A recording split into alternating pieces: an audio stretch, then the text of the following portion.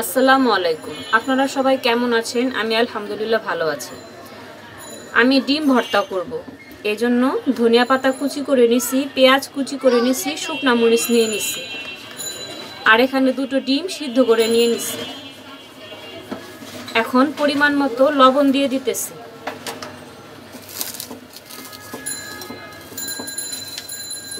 আমার রেসিপিগুলো যদি আপনাদের কাছে একটু হলেও ভালো লাগে, প্লিজ আমার চ্যানেলটি সাবস্ক্রাইব করে আমার পাশে থাকবেন।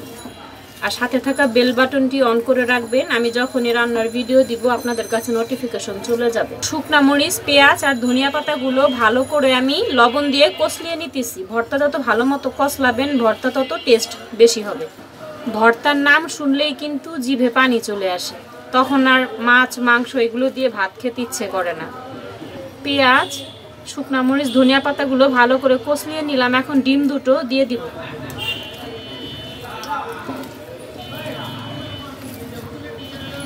এখন তো হালকা হালকা শীত পড়ে গেছে, হালকা শীতে গরম ভাতের সাথে কিন্তু এই ডিম ভর্তাটা কিন্তু অনেক ভালো লাগে। ডিমগুলো আমি ভালো করে মেখে নিলাম, বেশি মাখবো না, এরকম একটু আধা ভাঙা করে রাখতে হবে। এখন সরিষার তেল দিয়ে দিতেছি। আমার রান্নাগুলো আপনাদের কাছে ভালো লাগলে আমার রান্নার ভিডিওর নিচে একটি লাইক দিয়ে দিবেন। ডিম ভর্তাটি আমার রেডি হয়ে গেছে। রেসিপিটি কেমন লাগলো কমেন্ট বক্সে কমেন্ট করে জানাবেন। আপনারা সবাই সুস্থ থাকবেন, ভালো থাকবেন। আসসালামু আলাইকুম।